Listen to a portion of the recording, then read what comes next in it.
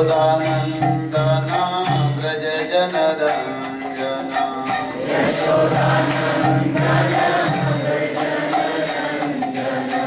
यमुनतीरा वनचारि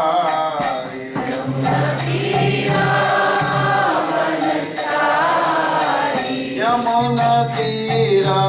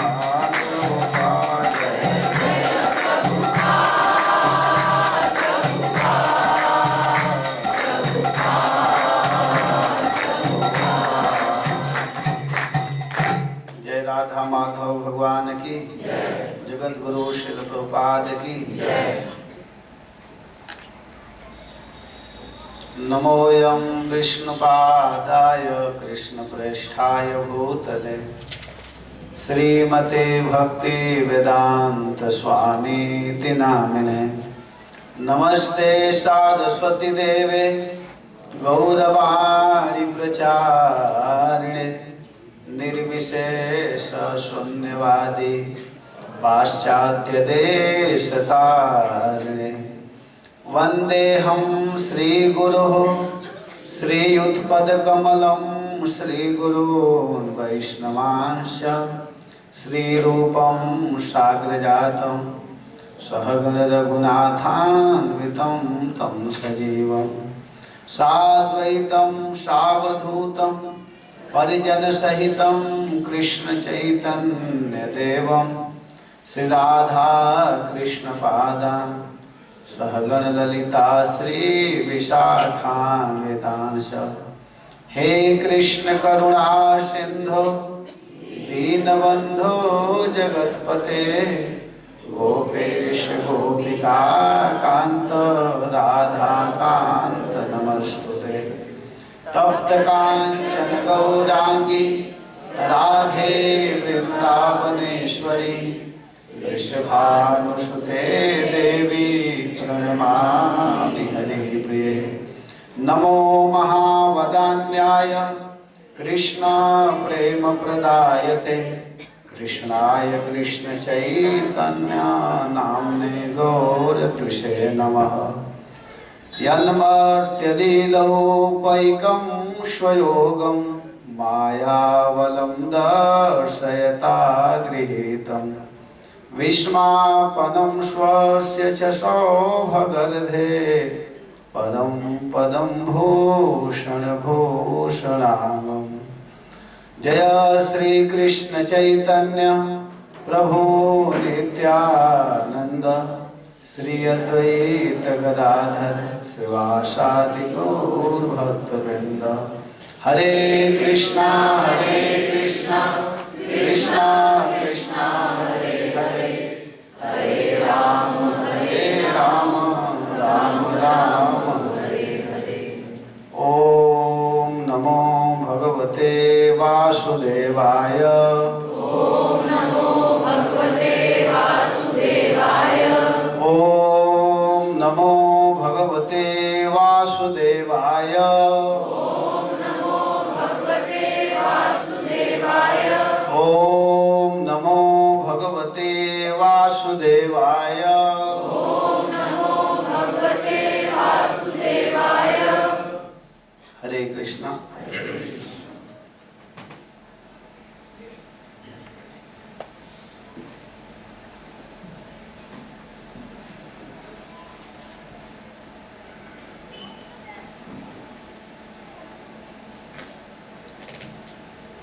सबसे पहले मैं भगवान श्याम सुंदर के चरणों में प्रणाम करता हूँ और आप सभी भक्तों के चरणों में प्रणाम। हम लोग भगवान के विषय में सुनने के लिए बैठे हुए हैं। वास्तव में शास्त्रों में कहा गया है कि जब अनंत जन्मों का पुण्य एकत्रित होता है तब हम भगवान के विषय में सुन सकते हैं। अनंत जन्मों का पुण्य एकत्रित होने के बाद ही हम भगवान के विषय में सुन सकते हैं और बोल सकते हैं। वासुदेव कथा प्रश्न पुरुषान् स्त्रीन् पुनाति वक्तारं परीक्षकं श्रोत्रीन् तत्पाद सलिलम यथा। कहा गया है कि जो व्यक्ति भगवान के विषय में बोलता है, सुनता है और उनके विषय में प्रश्न करता है, जिज्ञासा करता है, वो तीनों पवित्र हो जाते हैं। भगवान के विषय में सुनने वाले, प्रश्न करने वाले और बोलने वाले। वक्तारम परीक्षकम श्रोत्री, सुनने वाले। तत्पाद सलिलम यथा, भगवान के चरण से निकली हुई गंगा जी सारे जगत को पवित्र करती है, वैसे ही अगर कोई व्यक्ति भगवान श्याम सुंदर के विषय में बोलता है, उनके विषय में सुनता है और उनके विषय में जिज्ञासा करता है, जानना भी चाहिए तो भगवान के विषय में। तो आप सभी लोग महान हैं जो कि भगवान के विषय में सुनने के लिए आए हैं और बीच बीच में भगवान के विषय में जानने के लिए प्रश्न भी करना चाहिए। इधर उधर के बात पूछने से अच्छा है कि भगवान के विषय में जिज्ञासा किया जाए। तो सबसे पहले हम लोगों को यह जानना जरूरी है कि यह श्रीमद् भागवतम है क्या। भागवत के विषय में जानना बहुत जरूरी है। इसको भागवत कहा जाता है। एक होता है भगवत और एक होता है भागवत। जैसे गीता को कहा गया है भगवत गीता और इसको कहा जाता है श्रीमद् भागवतम। बहुत लोग हैं जो नहीं जानते हैं तो भागवतम को ही भगवत कह देते हैं। भगवत गीता भगवत की कथा हो रही है, लेकिन जानना चाहिए कि भगवत गीता और भागवत में क्या अंतर है। भागवत कहते हैं भगवतस्य अपत्यम पुमान भागवतम, जो भगवत से निकला है उसको कहते हैं भागवत। भगवत माने भगवान। तो जिसमें भगवान और भगवान के भक्तों की कथा है उसको भागवतम कहते हैं। इस पुराण में भगवान की भी कथा है और भगवान के परम वैष्णवों की कथा है, इसको श्रीमद् भागवतम कहते हैं। और यह व्यास देव जी की अंतिम कमाई है, जीवन के अंतिम कमाई, अंतिम धन यही श्रीमद् भागवतम है। व्यक्ति जीवन भर कमाता है लेकिन जो अंत में कमाता है उसका ज्यादा महत्व है। इसलिए अंत में हम लोगों को भी ऐसी कमाई कमानी चाहिए कि जो जीवन तक काम में आए, इस जन्म के बाद में भी काम में आए। तो व्यास देव जी इस भागवत की रचना किए। संक्षेप में 2-4 मिनट में भागवत के संक्षेप में सुनिए कि भगवान व्यास देव जी 17 पुराण को लिख चुके थे, फिर भी उनको शांति नहीं मिली। उस समय नारद जी आते हैं और नारद जी देख रहे हैं कि व्यास देव जी उदास अवस्था में बैठे हुए हैं। तो नारद जी कहे कि हे व्यास देव जी आप उदास क्यों हैं, उदासी का कारण क्या है। तो कहते हैं कि भगवान आप ही बताइए, मैं तो बहुत कुछ लिखा लेकिन मुझे शांति नहीं मिल रहा है। तब नारद जी कहते हैं कि देखिए आपने बहुत कुछ लिखा लेकिन जिस रूप में भगवान का वर्णन करना चाहिए उस चीज को आप नहीं लिख पाए, नहीं वर्णन कर पाए। तो आप एक ऐसी ग्रंथ की रचना कीजिए जिसमें केवल भगवान के विषय में वर्णन हो और भगवान का भक्तों का वर्णन हो। तो व्यास देव जी बद्रिकाश्रम में बैठ करके श्रीमद् भागवतम को लिखे। तो इस भागवत को समझने से पहले यह जानना जरूरी है कि भागवत जो है 12 स्कंध में है और इसमें 335 अध्याय है। 12 स्कंध है और 335 अध्याय है। प्रथम स्कंध में 19 अध्याय की कथा है। द्वितीय स्कंध में 10 अध्याय का वर्णन किया गया है। तृतीय स्कंध में 33 अध्याय का वर्णन है। चतुर्थ स्कंध में 31 अध्याय का वर्णन है और पंचम स्कंद में 26 अध्याय का वर्णन है। षष्ठम स्कंद में 19 अध्याय है। सप्तम स्कंद में 15 अध्याय है। अष्टम स्कंद में 24 अध्याय है। नवम स्कंद में 24 अध्याय है। दसम स्कंद में 90 अध्याय है। एकादश स्कंद में 31 अध्याय है और द्वादश स्कंद में 13 अध्याय है। इस प्रकार यह श्रीमद् भागवतम 335 अध्याय से समन्वित है। भगवान व्यास देव जी के पुत्र सुखदेव गोस्वामी इस कथा को कहते हुए, वर्णन करते हुए जब द्वितीय स्कंध के 10वां अध्याय में प्रवेश करते हैं तो कहते हैं कि अत्र सर्ग विसर्गश्च स्थान पोषण मुक्तय मनवंतरे सानुकथा निरोधो मुक्ति आश्रय। कहते हैं कि भागवत के 10 लक्षण हैं और इसी 10 लक्षण पर संपूर्ण भागवत टिका हुआ है। तो 10 लक्षण क्या है इसके विषय में पहले हम लोग को जानना जरूरी है। पहला है सर्ग, दूसरा है विसर्ग, तीसरा है स्थान, सर्ग विसर्ग स्थान, चौथा है पोषण, पांचवा है ऊति, छठवां है मनवंतर, सातवां है ईशानु, आठवां है निरोध और 9वां है मुक्ति और 10वां है आश्रय। लेकिन इस भागवत में 12 स्कंध है। तो 12 स्कंध किस स्कंध में क्या है? तो जो पहला स्कंध और द्वितीय स्कंध है, तो पहला स्कंध को अधिकारी कहते हैं, और दूसरा स्कंध में साधन, और तीसरा स्कंध है जिसमें सर्ग का वर्णन है। तीसरा स्कंध सर्ग उसको कहते हैं जिसको स्वयं भगवान सृष्टि करते हैं, उसको कहते हैं सर्ग। और चौथा स्कंद जो है उसमें विसर्ग का वर्णन है। चौथा स्कंद में किसका वर्णन है? विसर्ग का। ब्रह्मा से लेकर के चींटी पर्यंत अथवा चींटी से लेकर के ब्रह्मा पर्यंत जो सृष्टि करते हैं उसको कहते हैं विसर्ग। इसके बाद में 5वां स्कंद में स्थान का वर्णन है, भूगोल खगोल ये सब का वर्णन है, भवाटवी आदि का वर्णन है। 5वां स्कंद जिसको स्थान कहते हैं, अतल बीतल सुतल तल तलातल महातल ये सब का वर्णन है। और 6वां स्कंद में पोषण का वर्णन है, पोषण। 7वें स्कंद में उति का वर्णन है, उति। 3 प्रकार के वासनाएं होती है, सत वासना, असत वासना और मिश्र वासना, जिसमें शुरू के जो 5 अध्याय है उसमें असत वासना का वर्णन है जिसका मुख्य है हिरण्यकश्यप, और जो बीच के 5 अध्याय है जिसको सत वासना कहते हैं उनके मुख्य हैं प्रहलाद महाराज, और अंतिम में जो 5 अध्याय है वो मिश्र वासना है, युधिष्ठिर महाराज है।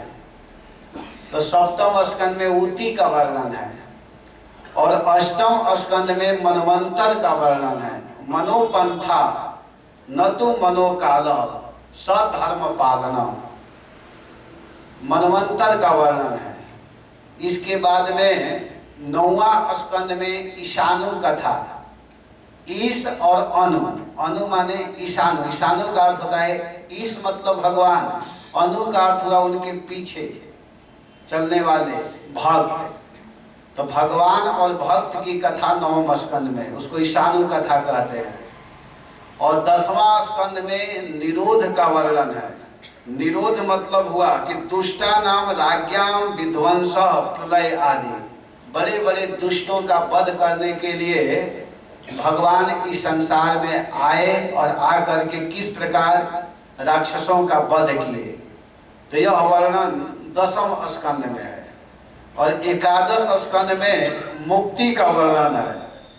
मुक्ति हित्वा अन्यथा रूपम स्वरूपेण व्यवस्थित इति मुक्ति।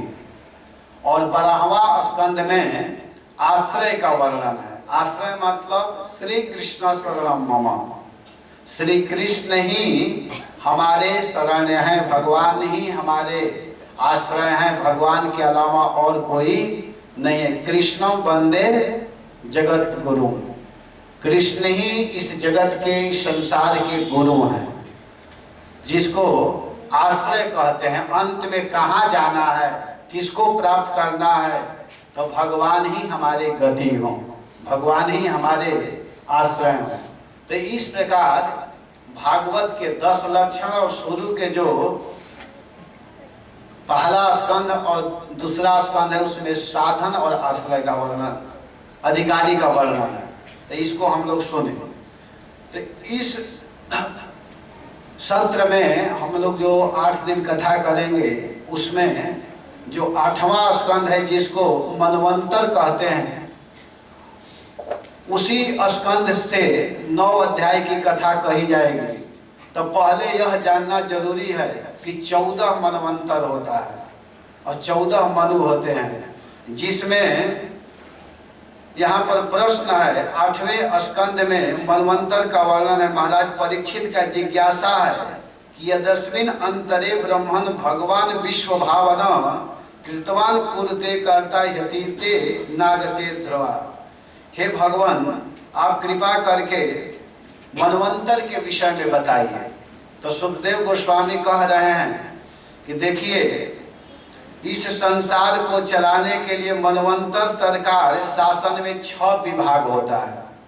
जैसे इस संसार को चलाने के लिए मंत्रिमंडल का विस्तार किया जाता है। इस देश को चलाने के लिए प्रधानमंत्री होते हैं, उनके अधीन गृह मंत्री, रक्षा मंत्री आदि होते हैं। उसी प्रकार संसार को चलाने के लिए भी मनु महाराज, इसके 6 भाग हैं। क्या क्या? तो पहला है मनु महाराज, दूसरे होते हैं मनु पुत्र, तीसरे होते हैं मनवंतरा अवतार, चौथा होते हैं सप्तर्षि, पांचवें होते हैं इंद्र और छठवें होते हैं इंद्र के सहायक देवतागण। ये 6 भाग हैं। तब इसको बताते हुए कहते हैं कि प्रथम मनु जो थे वो ब्रह्मा के पुत्र, जिनका नाम था स्वयंभू मनु, वो प्रथम मनु हुए, स्वयंभू मनु। और उस समय आकुति, जिनका विवाह रुचि प्रजापति के साथ में किया गया था, उनसे भगवान यज्ञ पुरुष का जन्म हुआ। वह मनवंतरा अवतार उस समय थे, यज्ञ पुरुष भगवान। इसके बाद में दूसरे मनु हुए, जिनका नाम हुआ अग्नि के पुत्र थे, उनका नाम था स्वरोचिष मनु। और तीसरे मनु हुए, उनका नाम है प्रियव्रत पुत्र उत्तम। उस समय उत्तम मनु थे। और चौथा भी प्रियव्रत के पुत्र हुए, जिनका नाम हुआ तामस। ये चौथा मनु हुए। श्री हरि उस समय मनवंतरा अवतार के रूप में भगवान हरि आए थे। और वही भगवान हरि क्या किए कि गजेंद्र का उद्धार किए। तो जब गजेंद्र के उद्धार के विषय में सुखदेव गोस्वामी संक्षेप में कह करके आगे जाना चाहते हैं, तो महाराज परीक्षित वहां जिज्ञासा कर बैठते हैं कि हे भगवान, आप थोड़ा सा विस्तार से इस कथा को सुनाइए। तो फिर 3 अध्याय में भागवत के 8वें स्कंद के 3 अध्याय में कथा सुनाए। और उसको कहने के बाद में फिर 5वां मनु के विषय में बता रहे हैं कि प्रियव्रत पुत्र रैवत मनु हुए। और उस समय वैकुंठ मनवंतरा अवतार के रूप में थे। फिर 6वां मनु हुए, जिनका नाम हुआ चक्षु के पुत्र चाक्षुष मनु हुए। और वहीं मनु के समय में भगवान अजित मनवंतरा अवतार के रूप में आए थे। और वहीं अजित भगवान समुद्र मंथन करवाए और समुद्र से 14 रत्न निकला। इसके बाद में अब 6वें मनु के बाद में 7वें मनु के विषय में बता रहे हैं कि सूर्य पुत्र श्राद्ध देव, जो सत्यव्रत वैवस्वत मनु हुए। और उस समय भगवान वामन देव आए। और भगवान वामन देव आकर के क्या किए कि अपने भाई इंद्र को बलि से धन मांग करके दिए। और वहीं वामन भगवान बलि महाराज को बांधे भी, बंधन में भी डाले। तो इस तरह के कथा जब सुखदेव गोस्वामी कह रहे थे, सुना रहे थे, तो यहाँ वर्णन करते हुए कह रहे कि वही वामन भगवान बलि को बांधे, 2 पैर में सारा धन को ले लिए, सारे त्रिलोकी को नाप लिए। और जब सारी त्रिलोकी देने के बाद में भी भगवान बलि को बांध दिया। तो इस प्रसंग को सुन करके महाराज परीक्षित के मन में जिज्ञासा उठ रहा है। कहते हैं कि हे भगवान, आप मुझसे अभी सुनाए, बताए कि भगवान वामन बलि महाराज के यहाँ आए और आ करके क्या करते हैं कि 2 पैर में सब कुछ ले लिए और तीसरे पैर के लिए जब कुछ नहीं मिला तो उनको बांध दिए। तो ऐसा क्यों किया? अब यहाँ प्रश्न है, महाराज परीक्षित का प्रश्न है। यहाँ से अब कथा प्रारंभ हम कर रहे हैं। प्रश्न यह है, भागवत के 8वें स्कंद के 15वां अध्याय से लेकर के 23 अध्याय, 9 अध्याय में बलि और वामन की कथा है। बहुत सुंदर प्रसंग है। तब इसको ध्यान देकर के हम लोग सुनेंगे कि यहाँ महाराज परीक्षित का 2 श्लोक में प्रश्न है। प्रश्न करते हुए कहते हैं राजोवाच। राजोवाच मतलब महाराज परीक्षित बोल रहे हैं। किसके सामने बोल रहे हैं? सुखदेव गोस्वामी के सामने। क्यों बोलना प्रारंभ किए? इसलिए कि सुखदेव गोस्वामी कथा कहते हुए कहे कि बलि महाराज के यहाँ भगवान वामन आए और आ करके बलि से धन मांग करके इंद्र को दिए, और जितना चाह रहे थे उतना धन नहीं मिलने के कारण भगवान उनको बांध दिए। तब यहाँ प्रश्न उठता है महाराज परीक्षित का कि बले है पद त्रयं भूमे है कस्माद् हरि ययाचत भूतेश्वर कृपणव लब्धार्थोऽपि बबन्धतम्। कह रहे हैं कि ईश्वर भूत्वा कृपणवत्, हे महाराज, हे गुरुदेव, हे भगवान, भगवान जगदीश्वर हैं, जगत के ईश्वर हैं, कोई साधारण व्यक्ति नहीं है। वह संपूर्ण विश्व के जो ईश्वर हैं, जगदीश्वर होकर भी दरिद्र के समान आकर के, एक गरीब की तरह आकर के बलि महाराज से धन क्यों मांगे? आप कह रहे हैं कि वह भगवान हैं, वह ईश्वर हैं, तो ईश्वर को क्या काम पड़ गया मांगने के लिए? कोई गरीब व्यक्ति न मांगने के लिए आता है, वो तो संपूर्ण संसार के एकमात्र स्वामी हैं, एकमात्र मालिक हैं। तो ऐसे संपूर्ण विश्व के मालिक होने के बाद में कृपणवत, कृपणवत माने गरीब की तरह, कृपण की तरह बिल्कुल वे क्यों आए? कृपणवत मतलब दरिद्रवत, यहाँ दरिद्रवत अर्थ किया जा रहा है कि दरिद्र के समान श्री हरि ने बलि से 3 पद पृथ्वी क्यों मांगी?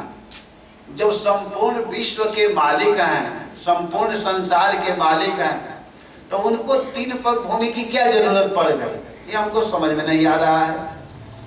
और आप कह रहे हैं कि ठीक है, वो मांगने के लिए आए तो बलि महाराज ने दिया, वो बेचारा बलि महाराज दिए, तो देने वाले व्यक्ति को भगवान बांधे क्यों? बताइए, कोई दान दे और उसको कोई बांध दे तो अच्छा काम नहीं है। तो ऐसे क्यों किए? कस्माद अयाचत, क्यों मांगे? हमको समझ में नहीं आ रहा है। एक तरफ कह दिया जाए कि ये देश के प्रधानमंत्री हैं, ये देश के प्रधानमंत्री हैं, और वो एक व्यक्ति के पास में जाकर के मांगे, तो ये तो अच्छा नहीं है। और मान लीजिए मांगने के लिए गए तो कोई बात नहीं, ठीक है, वो व्यक्ति दे दिया, तो देने के बाद में उनको बांधे के, ये समझ में नहीं आ रहा है। लब्ध अर्थ अपितम बबंध, उनके लब्ध, लब्ध माने मनोरथ पूर्ण होने पर भी, लब्ध माने जो चाह रहे थे उस धन को उन्होंने दिया, तो देने के बाद भी तम बबंध, उन्हें क्यों बांधे? आप कृपा करके बताइए, मैं सुनना चाहता हूँ, मैं जानना चाहता हूँ। महाराज परीक्षित के पास में घर ही नहीं था। महाराज परीक्षित यह नहीं देख रहे थे कि अब आधा घंटा बीत गया, 1.5 घंटा ही समय है। आनंद के साथ में बैठ गए थे। यहाँ तक कि सुखदेव गोस्वामी महाराज जब भागवत कथा कहते हुए 3 दिन कथा कर लिए और चौथा दिन के कथा कर रहे थे, तो कहते हैं कि हे परीक्षित, देखो तुम कथा सुनते सुनते थक गए होंगे, थोड़ा विश्राम कर लो, आपको भूख लगी होगी, प्यास लगी होगी, थोड़ा पानी पी लीजिए उठ करके। तो महाराज परीक्षित कहते हैं नहीं नहीं नहीं, मुझे प्यास नहीं है। कहे क्यों? तुमको तो इतना जोर से प्यास लगती है कि तुम एक साधु के गले में सर्प डाल देते हो, और आज कह रहे हैं कि मुझे प्यास ही नहीं है। जरूर प्यास लगा होगा, जाकर पियो, और भूख लगी होगी, खा लो जाकर के। कहे नहीं नहीं, हमको भूख प्यास नहीं है। कहे क्यों? कह रहे हैं कि मैं तो पी रहा हूँ। कहे पी रहे हो? क्या पी रहे हो? मैं तो नहीं देख रहा हूँ कि तुम पी रहे हो। कहे पी रहा हूँ, पिबंतम, मैं पी रहा हूँ। कहे क्या पी रहे हैं? तो त्वत् मुखाम्बुजम, हे गुरुदेव, आपके मुख कमल से हरि कथामृतम पिबंतम, मैं भगवान की दिव्य कथा का पान कर रहा हूँ। इसीलिए कहा जाता है पिबत भागवतम रसमालयम निगम कल्प तरोर गलितम फलम सुख मुखाद मृत द्रव संयुतम पिबत भागवतम रसमालयम मुहुरहो रसिका भूरिभाव। यह भागवत जो है इसको अमृत कहा गया है। और यह श्री सुखदेव गोस्वामी महाराज के मुखारविंद से निकला हुआ श्रीमद् भागवतम है। अगर जिस फल को तोता अगर स्पर्श कर दे, सुख स्पर्श कर दे, तो वह फल मीठा हो जाता है। हम लोग खाए हैं ऐसे फल को कि जिस फल को तोता स्पर्श किया है वह फल गिर जाता है, अगर उसको जाकर खाइए तो बहुत सुस्वादु, बहुत मधुर लगता है, बहुत मीठा लगता है। इसी तरह इस श्रीमद् भागवतम का स्पर्श सुखदेव गोस्वामी ने किया है। तो महाराज परीक्षित कहते हैं कि मैं पी रहा हूं आपके मुख कमल से निकली हुई श्रीमद् भागवत कथा का मैं पान कर रहा हूं, पी रहा हूं, इसलिए मुझे भूख प्यास नहीं है, मुझे मिल रहा है, जो चाहिए वो मिल रहा है। जैसे शरीर के लिए भोजन की आवश्यकता है, उसी प्रकार इस आत्मा के लिए कथा बहुत जरूरी है। सवई पुंस परो धर्मो यतो भक्तिर अधोक्षजे अहेतु क्या प्रतिहता ये आत्मा संप्रसिद्धि। समस्त मनुष्यों का परम धर्म यही है। सवई पुंस, सभी पुरुषों का यही धर्म है कि भगवान के विषय में सुना जाए, भगवान के विषय में बोला जाए। और अगर व्यक्ति भगवान के विषय में सुनता है, भगवान के विषय में बोलता है, तो निश्चित रूप से वह सुखी रहता है, उससे आत्मा प्रसन्न होता है। तो महाराज परीक्षित कह रहे हैं कि मैं सुनना चाहता हूँ, आप कृपा करके मुझे सुनाइए। एतद् वेदुतमेक्षामो महत् कौतूहलमहीनः यज्ञेश्वरस्य पूर्णस्य बबन्धं चान्यनागस। पूर्णस्य यज्ञेश्वरस्य, पूर्ण काम यज्ञेश्वर का भिक्षा मांगना, और अनागस अपि बबन्धम च, निरपराध को भी बांधना, यह हम सब जानना चाहते हैं। पूर्ण पुरुषोत्तम, जो पूर्ण पुरुषोत्तम भगवान हैं, उनको भिक्षा मांगना, और जो किसी प्रकार का कोई गलती नहीं किया, ऐसे निरपराधी व्यक्ति को बांध देना, जरूर इसके पीछे रहस्यमय कथा है। गुरुदेव आप कृपा करके हमको सुनाइए, मैं सुनना चाहता हूँ। केवल इतना कह करके आगे भाग जाएंगे तो मुझे आनंद नहीं मिलेगा, मुझे सुख नहीं मिलेगा, तो आप कृपा करके मुझे बताइए। तब सुखदेव गोस्वामी कहते हैं कि हे महाराज परीक्षित, हे महाराज, इंद्रेण पराजितः च श्री अशुभि ह्यपितः स भृगुभिः जीवितः शिष्य महात्मा बलि सर्व आत्मना अर्थ निवेदनेन तान भृगुन अभजत। कह रहे हैं कि परीक्षित जब इंद्र बलि को पराजित करके उनकी संपत्ति छीन ली और उनके प्राण भी ले लिए, तब भृगु नंदन शुक्राचार्य ने उन्हें अपनी संजीवनी विद्या से जीवित कर दिया। एक बार बलि महाराज और इंद्र में युद्ध हुआ।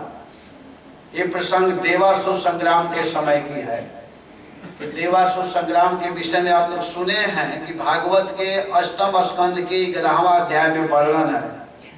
11वां अध्याय में वर्णन है कि देवासुर संग्राम में बलि महाराज मारे गए। उस समय बलि महाराज को देवता लोग अर्थात इंद्र मार दिए थे, और जब मार दिए तो उस समय उनके गुरु महाराज, जो असुरों के गुरु हैं, उनका नाम है शुक्राचार्य जी। तो शुक्राचार्य जी आकर के उनको पुनः जीवित कर दिए। जब जीवित कर दिए, श्रद्धा भक्ति से अपने गुरु शुक्राचार्य की सेवा करने लगे बलि महाराज। बलि महाराज देखे कि हमारे गुरु जी मुझे जीवित किए हैं, उनकी कृपा से आज मैं जीवित हूँ, जी रहा हूँ। तो उस समय से शुक्राचार्य जी के चरणों में श्रद्धा के साथ में, प्रेम के साथ में वे सेवा करने लगे, और शुक्राचार्य जी प्रसन्न हो गए और उन्हें विश्वजीत यज्ञ में लगा दिए। शुक्राचार्य जी कहे कि तुम एक ऐसा यज्ञ करो जिस यज्ञ का नाम है विश्वजीत यज्ञ। विश्वजीत यज्ञ को करने के लिए उन्होंने उनको नियुक्त कर दिया कि आप यज्ञ कीजिए।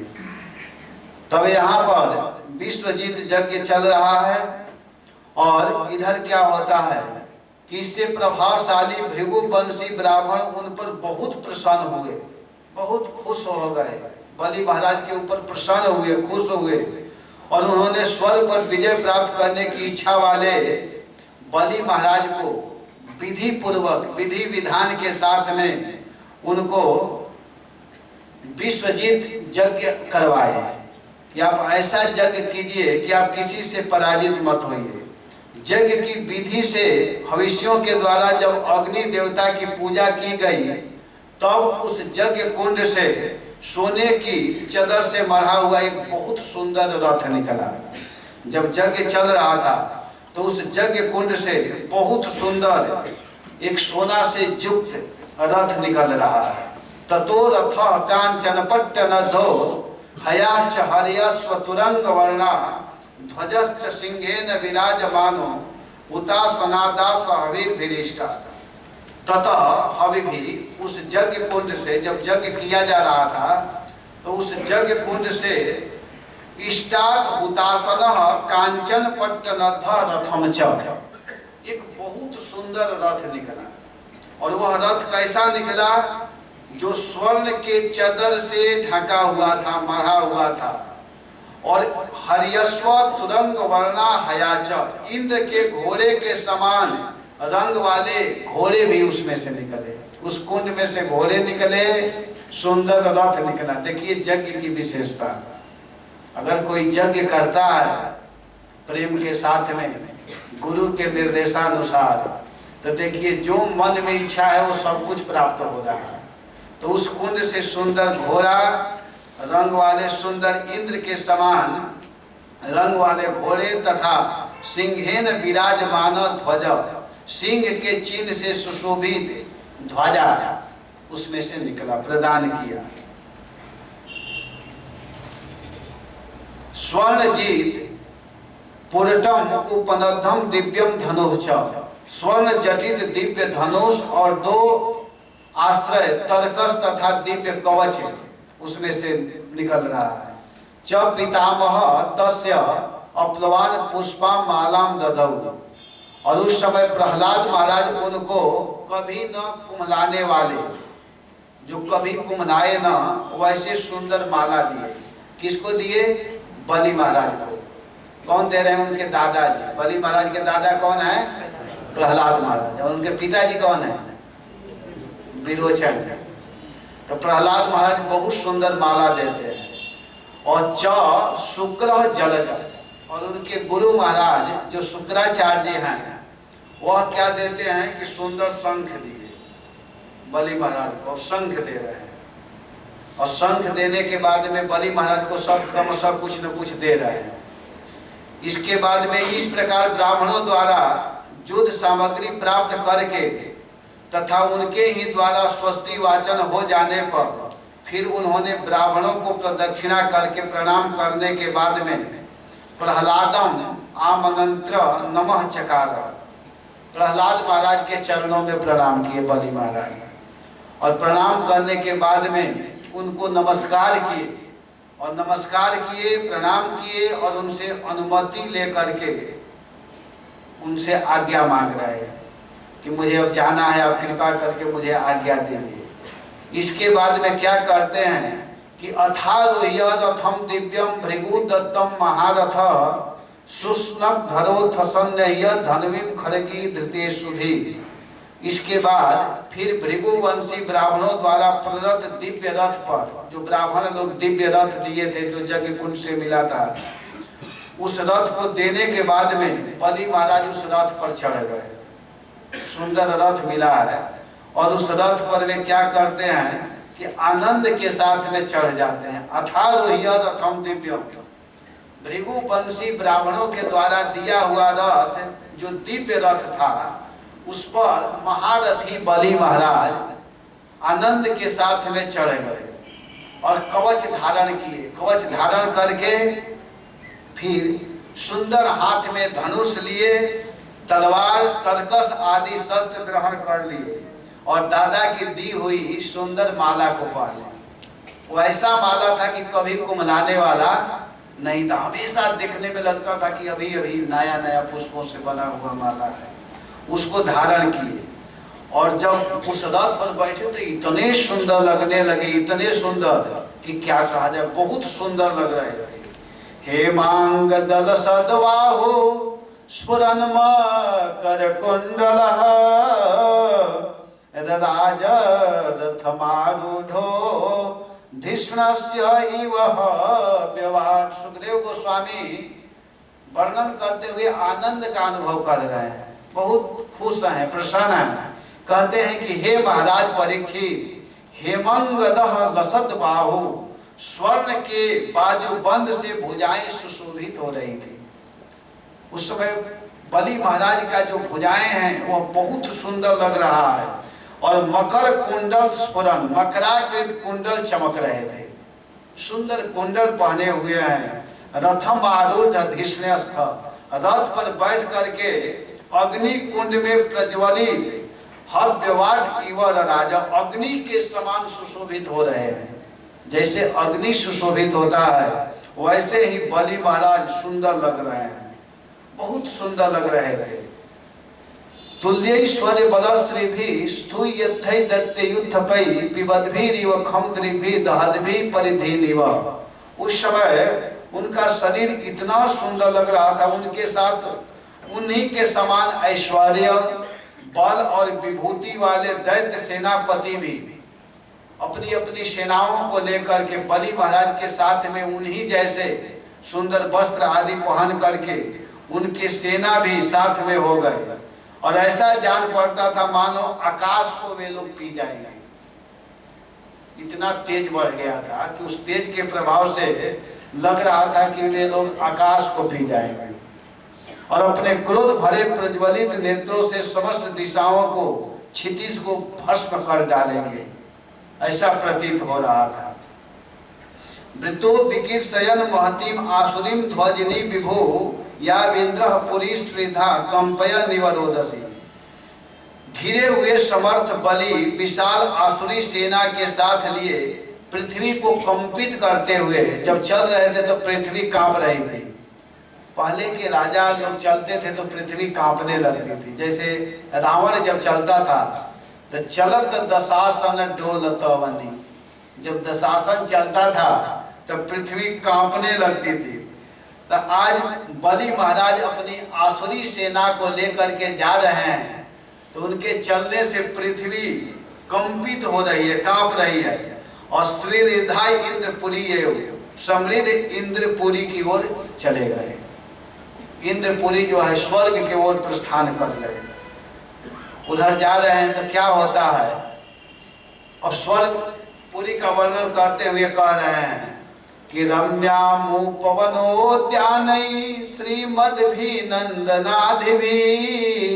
कुजद्भिहंग मिथुनै गायन मत्त मधुव्रतै। स्वर्ग का वर्णन सुनिए कि शोभाशाली नंदन आदि जो वन है, स्वर्ग का जो वन है नंदन, पुष्प वाटिका तथा बगीचों से रमणीय दिखाई दे रहा है, जिसमें पक्षियों के जोड़े कलरव कर रहे हैं, गुंजार कर रहे हैं और मतवाले भ्रमर जो हैं वे आपस में गुंजार करते थे। इतना सुंदर स्वर्ग लग रहा है। वहां पर पल्लव, फल, पुष्पों के भार से झुकी डालों वाले कल्प वृक्षों से युक्त है। वहां पर सुंदर सुंदर वृक्ष हैं और वे वृक्षों में फल लगा हुआ है, फल के कारण वह वृक्ष झुके हुए हैं। और इसके बाद में वहां पर हंस, सारस, चकोर, कारंडव समूह से हलचलमय व्याप्त सरोवर में जहां देवताओं से सम्मानित स्त्रियां क्रीड़ा करती हैं, वहां देवताओं से सम्मानित जो स्त्रियां हैं वे वहां पर क्रीड़ा करती हैं, उस स्वर्ग की ओर जा रहे हैं। आकाश गंगया दिव्या वृताम परिकभूतया प्रकारोराग्निवर्णेन स्वटालो नतोन्न च। कह रहे हैं कि ज्योतिर्मय आकाश गंगा ने खाई की भांति अमरावती को, जो स्वर्ग की राजधानी है अमरावतीपुरी, उसको चारों ओर से घेर रखा है और उसके चारों ओर बहुत ऊंचा सोने का परकोटा बना हुआ है, जिसमें स्थान स्थान पर बड़ी बड़ी अटारियां बनी हुई है। बहुत सुंदर वहाँ अटारियां हैं। वहाँ सोने के किवाड़ हैं। स्वर्ग में देखिए सोने के किवाड़ है, सुंदर किवाड़ है सोना का, द्वार द्वार पर लगे हुए हैं। और स्फटिक मणि के गोपुर नगर के बाहर फाटक है, उसमें अलग अलग बड़े बड़े राजमार्ग हैं। और स्वयं विश्वकर्मा ने ही उस पुरी का निर्माण किया है। उस पुरी को कौन बनाया है? स्वयं विश्वकर्मा ने। और यहाँ पर बता रहे हैं कि विश्वकर्मा द्वारा बनाई हुई स्वर्ण पत्र से मढ़े किवाड़ों वाले दरवाजे हैं, स्फटिक मणि के तोरण बने हुए हैं, और जिसमें सुंदर सुंदर अलग अलग मार्ग है, अलग अलग रास्ता है। और इसके बाद में सभा चत्वरः रथ्यम आढ्या, सभा भवन चौराहे गलियों से भरी हुई 10 करोड़ विमानों से युक्त है। वहां पर 10 करोड़ विमान है उस स्वर्ग में, एक दो विमान नहीं है, वहां पर 10 करोड़ विमान उसमें सर्वदा विद्यमान रहते हैं, हमेशा वहां उपस्थित रहते हैं। और इसके बाद मणियों के बड़े बड़े चौराहे और हीरे और मूंगे की बेदियां बनी हुई है। हीरे और मूंगे, बहुत लोग हैं कि उसको देखे भी नहीं होंगे। मूंगे की बेदी बनी हुई है वहां स्वर्ग में। वहां की स्त्रियां सर्वदा, स्वर्ग की जो स्त्रियां हैं वो सर्वदा 16 बरस की दिखाई देती है। उनका उम्र 16 बरस का ही है। यत्र नित्यो वयो रूपः श्यामः विरजवाससः भ्राजन्ते रूपवन्यार्यो यचर्भिरिव पान्वय। कह रहे हैं कि यत्र नित्य रूपा श्यामा वयः, जहाँ नित्य नव यौवना 16 वर्षीया रूपवत नारिया, रूपवती नारियां निर्मल वस्त्र पहने हुए ज्वाला से युक्त अग्नि के समान निश्चित शोभित होती हैं। यहाँ एक शब्द है श्यामा। श्यामा शब्द वर्णन करते हुए सुखदेव गोस्वामी कहते हैं कि वहाँ की स्त्रियां श्यामा है। श्यामा मतलब सांवली नहीं होता, श्यामा का अर्थ यहाँ पर है, इसका अर्थ लिखते हुए विश्वनाथ चक्रवर्ती पादी कहते हैं, बहुत सुंदर वर्णन करते हुए कह रहे हैं कि उन स्त्रियों का वर्णन कर रहे हैं जो श्यामा है। श्यामा का मतलब क्या है कि शीत काले भवेत उष्णा, उष्ण काले सुशीतला, स्ननौ सुकंठिनो यासाम ताः श्यामा परिकीर्तिता। विश्वनाथ चक्रवर्ती पादी कहते हैं कि श्यामा का अर्थ है कि जिस स्त्री का शरीर शीत काल में गर्म, शीत माने जैसे अभी ठंडा का समय है तो उनका शरीर स्वाभाविक गर्म हो जाता है, और गर्मी के दिन में जिसका शरीर ठंडा हो उसको कहते हैं श्यामा।